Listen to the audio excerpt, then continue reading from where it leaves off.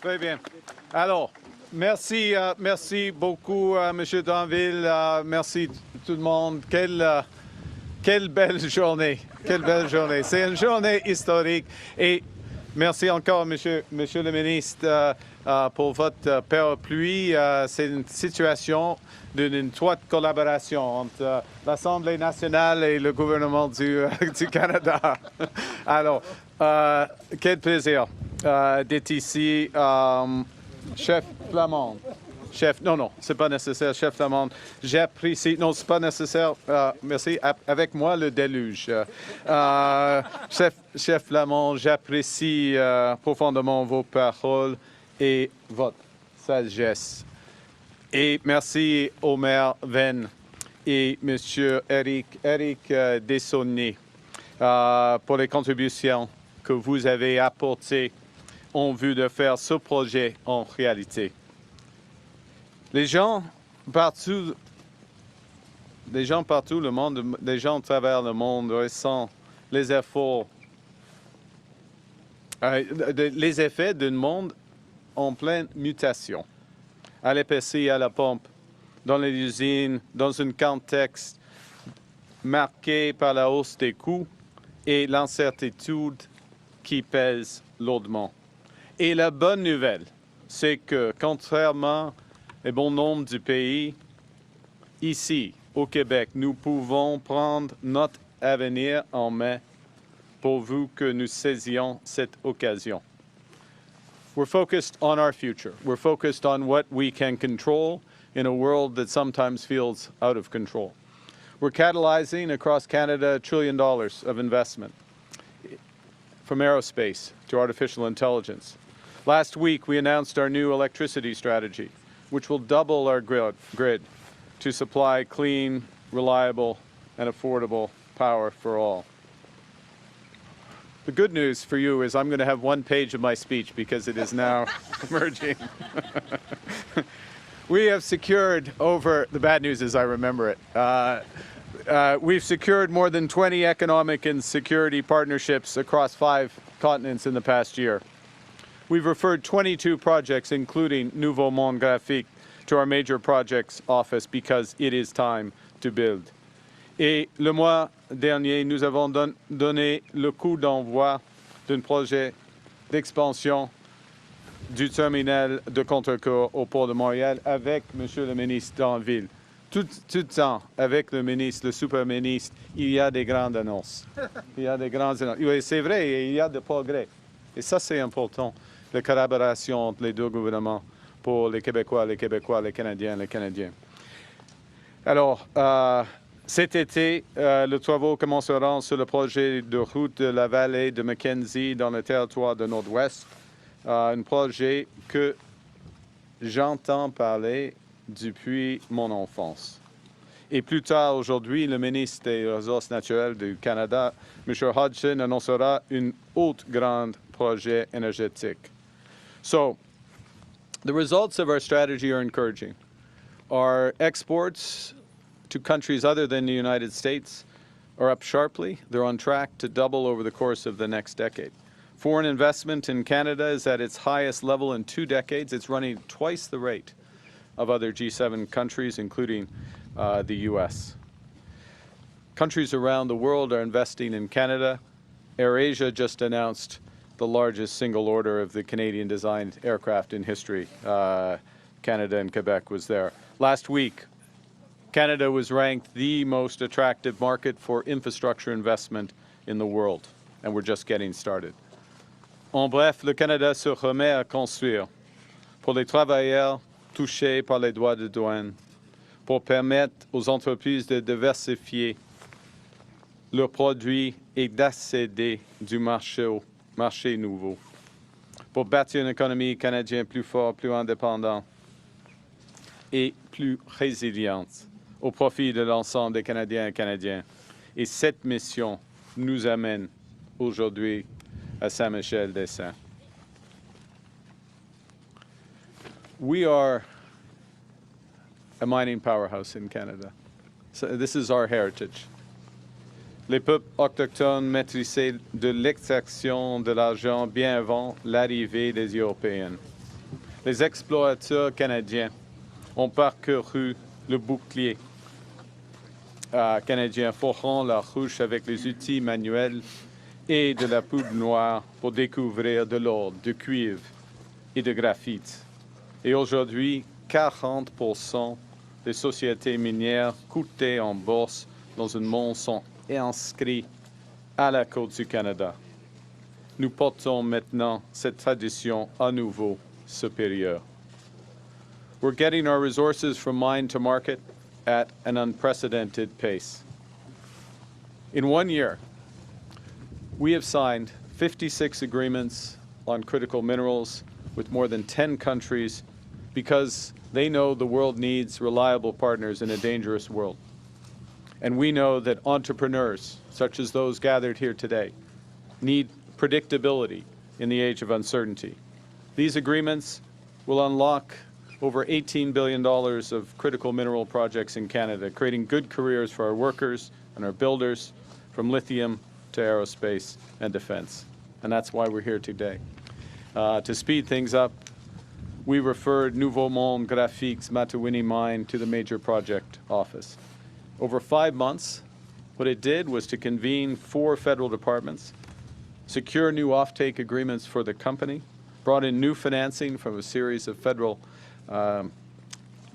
mechanisms, from the Infrastructure Bank to the Growth Fund to Export Development Canada, partnered with Quebec and Investissement de Québec, and helped the company reach a final investment decision. So aujourd'hui, seulement 6 mois après avoir soumis le projet de la mine Matawinie au bureau de grands projets, nous lançons les travaux. It's fantastic. Right.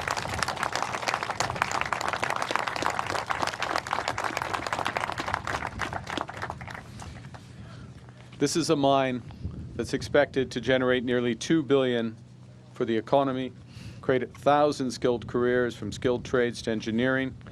It will ramp up annual production to over 106,000 tons of natural graphite over 25 years. That is 8 times Canada's total graphite production right now.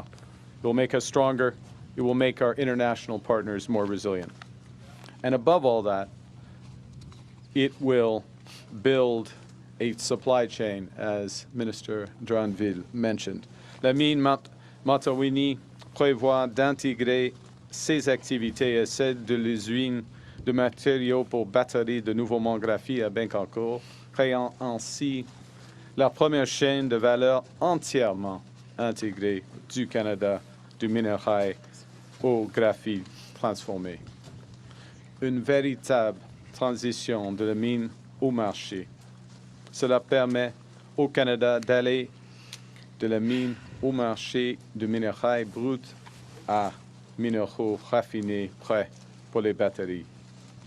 Et elle fonctionnera grâce à l'hydroélectricité propre du Québec, garantissant des activités durables et à faible émission de carbone qui renforceront la trajectoire du Canada vers la carbone neutralité. Et le projet sera mené en partenariat étroit avec les peuples autochtones, notamment les Atimakè de Manawan. You know, 2 weeks ago, the head of the International Energy Agency stated that Canada had a once-in-a-lifetime opportunity because we are a stable and reliable partner in a world that's anything but. We can supply the minerals and the energies to countries that are battered by fears for their supply chains. The window's short. That window will close, so that's why we're seizing it today. Le Canada, le Québec, est toujours rempli des bâtisseurs. Et à ce moment charnière de l'histoire, nous sommes une fois de plus fidèles à cet héritage. Nous sommes maîtres chez nous. Nous bâtirons Saint-Michel-des-Saints fort pour bâtir un Canada fort pour tous. Et ça ne fait que commencer. Et avec ça, la pluie arrêtée, on peut avoir des questions. Merci, Monsieur le Premier ministre. On va maintenant passer aux questions. Première question. Bonjour, Marie-Isabelle Rochon pour Radio-Canada. Ma première question est à la fois pour M. Drainville et M. Carney aussi. Churchill Falls, quelles sont les possibilités d'en arriver à une entente avant les élections et qui vont respecter ce qui est énoncé dans le rapport aujourd'hui, entre autres sur les bénéfices économiques pour la province de Terre-Neuve? Allez-vous aller demander de l'aide de M. Carney et puis, M. Carney, allez-vous aider pour en arriver à une entente? Je vais prendre la première partie. Oui. Alors, l'objectif, c'est, oui, d'en venir à une entente le plus rapidement possible et on est confiant d'y arriver. Maintenant, il faut d'abord prendre connaissance du détail du rapport, mais chose certaine, on demeure convaincus, nous, que l'entente de principe, appelons-la comme ça, était une entente gagnante-gagnante, et on pense que l'entente définitive peut être une entente gagnante-gagnante. Donc, on demeure déterminé à en venir à une entente finale avec le gouvernement de Terre-Neuve, et ce, le plus rapidement possible, et on pense que c'est possible d'y arriver de telle manière à ce que ce soit gagnant à la fois pour les Québécois et pour les Terre-Neuviens. Très bien. Je suis tout à fait d'accord avec M. Drainville. J'ai eu plusieurs discussions avec les premiers ministres, la première ministre du Québec, Mme Fréchette, et puis le premier ministre de Terre-Neuve, M. Wakeham. Nos ministres sont en train de discussions. S'il y a des choses que le gouvernement du Canada peut faire afin d'atteindre un accord gagnant-gagnant pendant les prochaines semaines, on va le faire. Prime Minister, in English. First, I said I entirely agree with Minister Drainville's comments. Secondly, that I've had a number of conversations recently with the Prime Minister, the Premiers of Quebec and Newfoundland and Labrador, as have my ministers, the relevant minister, Minister Hodgson. And if there are things that the Government of Canada can do, I mean, this is principally between the two provinces, of course, and Hydro-Quebec. But there are things that we can do, we will do them. And, look, I'll say one final thing, and I'll repeat in French. On va commencer en français. Nous sommes ici dans une situation extraordinaire à cause des entrepreneurs. La plus grande mine de graphite du G7 est en train d'être créée. Mais on va avoir une chaîne d'approvisionnement grâce à l'hydroélectricité d'Hydro-Québec. Et oui, il y a des grands enjeux en ce qui concerne Churchill, mais en même temps, il y a des grandes occasions dans la force de Labrador.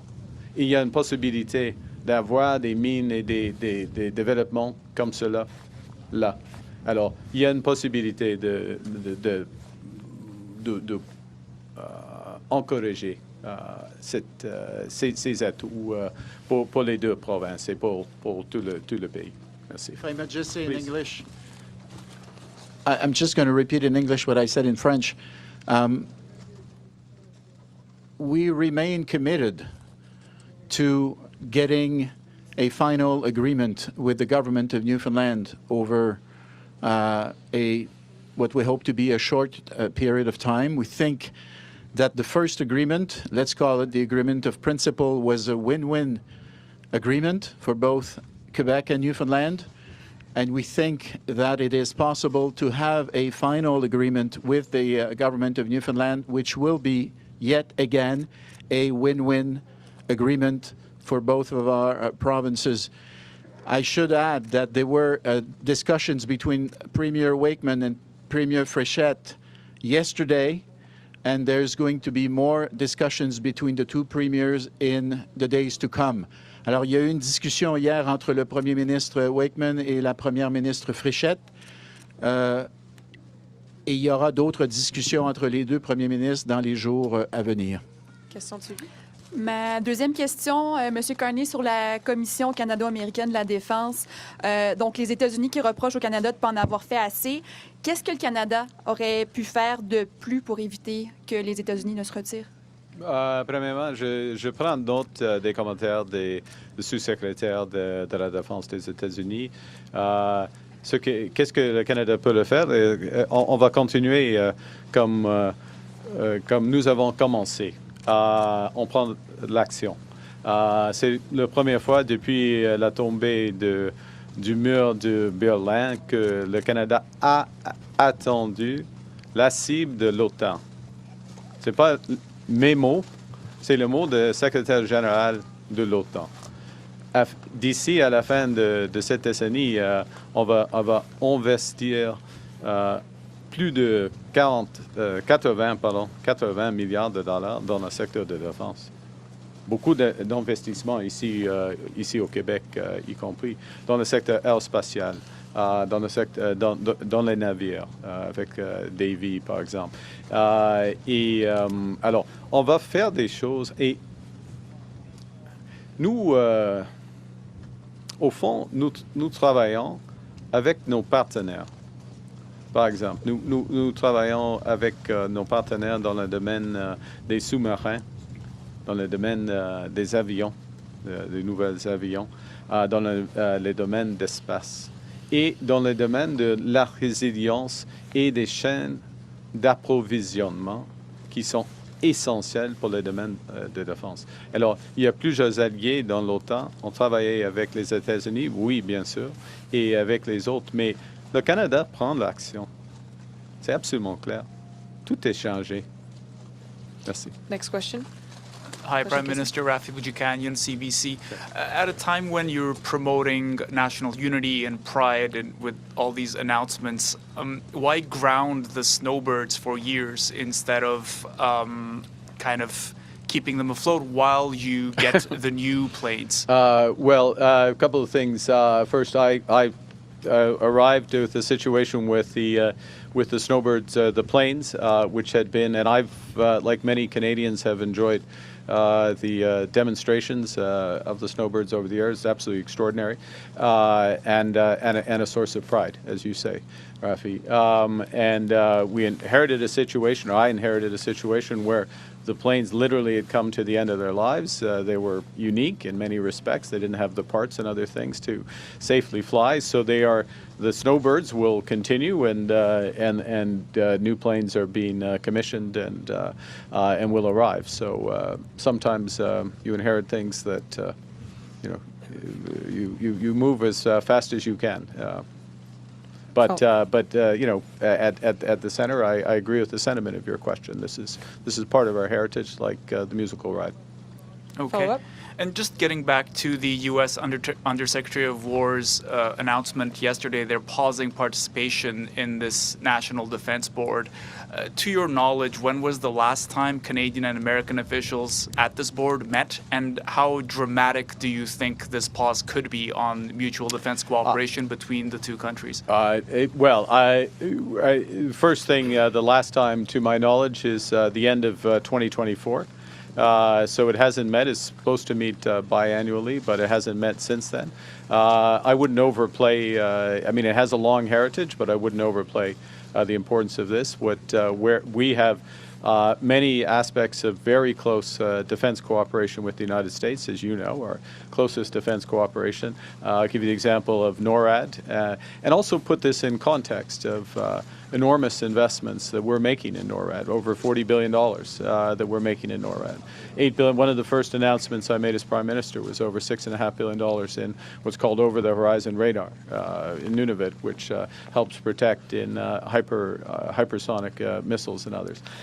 Investments that we're making to, well, I could go on and on, but since the minister is here and we have more of you, I will stop there. There's lots of cooperation. We will continue to do so. But we will also be cooperating with other partners and diversifying our defense cooperation, as we should as a member of NATO. And lastly, as we should in critical areas such as Ukraine, where it's outside of direct NATO responsibility, but it's consistent with our values as Canada, and it's consistent with the values of a vast number of our partners, and we stand there, and Ukraine is going to triumph, and we're going to be on the right side of history for that. Thank you. Prochaine question. Next question.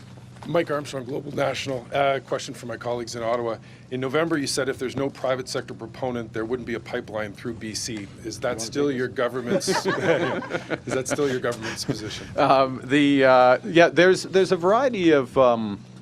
Let me say a couple of things. One is that the MOU with Alberta, which is now an implementation agreement, has moved to that phase, has a variety of aspects to it. The pipeline is one. Interconnects with British Columbia is a big element here. Nuclear power, pathways, changes to structure of the renewable markets in Alberta, changes to clean electricity regulations as well across Canada. Carbon pricing, huge range of things, pathways, carbon capture, okay? All of that. Methane regulations, all of it interconnected, which makes the possibility of a pipeline. Now, in terms of pipeline to Asia, we expect the private sector.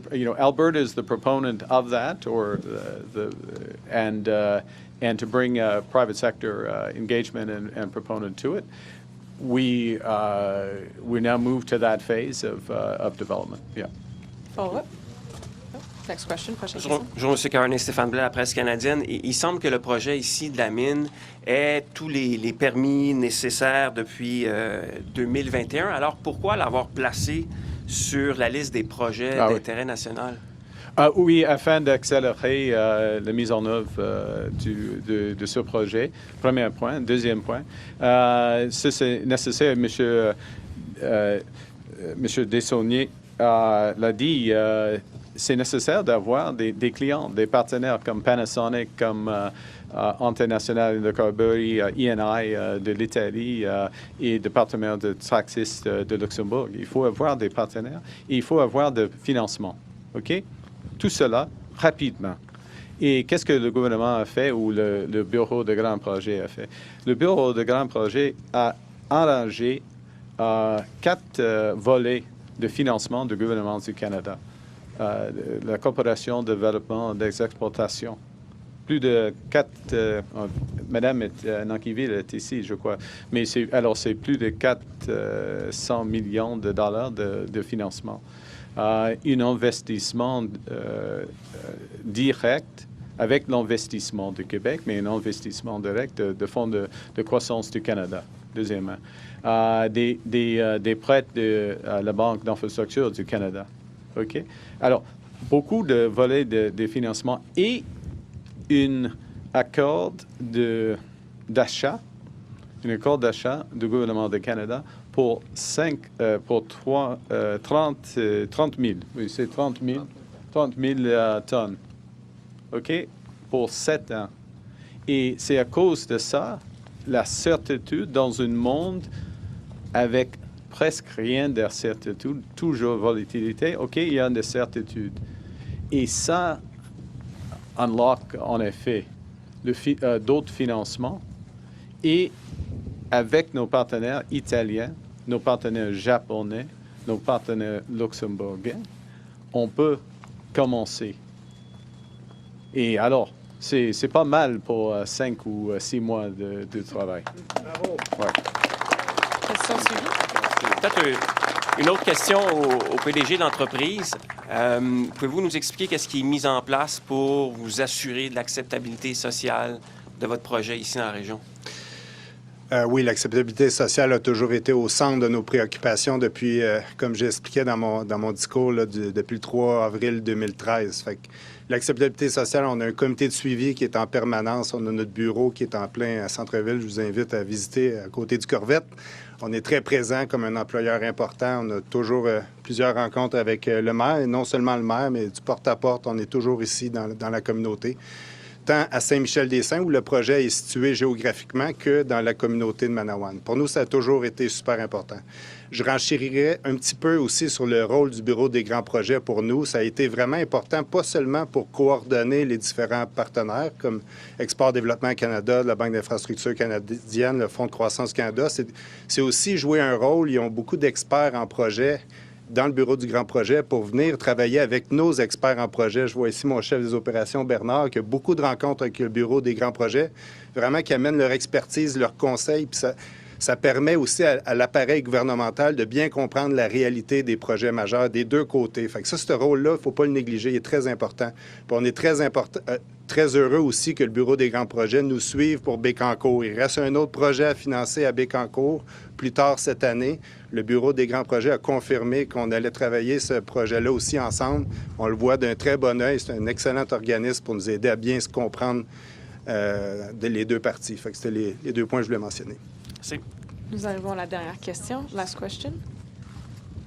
Hi, for the Prime Minister in English, I'm Erica Morris from the Canadian Press. Can we get you in English to touch on the NATO spending targets and what former PBO Kevin Page had said yesterday about how it's indefensible that Ottawa is not laying out its path to achieving the 2035 NATO spending targets? Well, there's a couple. Sure. The first is let's be absolutely clear about what those spending targets are. I was there. We agreed. All the leaders of NATO countries agreed last June. The first was to get to 2% this year. Canada did it.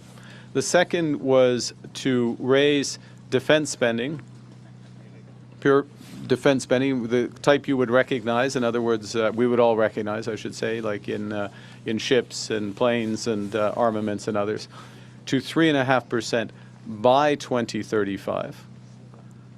And secondly, to have spending on defense industrial resilience be at 1.5 percentage points, okay, of GDP. Now, there are elements of what we're talking about today which are consistent with defense industrial resilience. There are some defense applications to this. There are elements of what we're doing in the Major Projects Office, which are also defense industrial resilience. Mackenzie Valley Highway, which of course has civilian applications, but also defense applications. It is our view across the two levels of government that we spend that 1.5% in defense industrial resilience, things that have dual uses for defense and others. So we're talking about the core of moving from 2%, which is where we are today. We're actually at 2.1, but there you go. There's news for you. We're at 2.1. And going from there to 3.5% by 2035. Now, there's a couple of reasons why we don't immediately specify that. Because we want to spend that, and the core reason is we want to spend the money well. We're going to spend money to defend Canadians and to meet our responsibilities with our allies. I will give you one example, but it tells the whole story, which is that the tragedy of the war in Ukraine, the unjustified attack in Ukraine, it is changing fundamentally the nature of offense and defense on a ground war in Europe, but also with broader applications. Drone warfare and the integration of drone warfare with artificial intelligence, machine learning, the links in that is a fundamental change. It's a fundamental change. We are supporting Ukraine, as you know, and we are also learning from Ukraine, and we are partnering with Ukraine.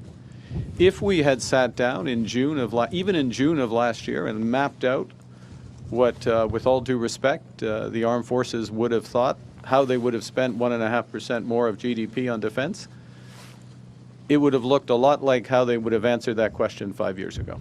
Okay, we're not going to do that. We're not going to do that. We are going to do it in a way that is going to protect Canadians and meet our allies. And the last thing I will underscore is that part of the agreement, sensible agreement by leaders last June, is we will all review those targets in 2030. Again, because this is, I mean, this is taxpayers' money. We want to keep taxes low. We want to support our cultural industries. We want to support health. We want to support Indigenous housing. The Chief and I had a long conversation, as we should, about that. Health services, education, and others. So we'll only spend the money that makes sense. We know we need to spend more. That's clear. It's a more dangerous world, but we're going to do it in a right way. And that's the reason why we don't just draw a simple line, take a list that was prepared 5 years ago and say, yeah, we'll have all that. Thank you. Follow-up? No follow-up? No. Okay, that's all for today. Thank you. This puts an end to our press conference. C'est ce qui met fin à la conférence de presse. Merci.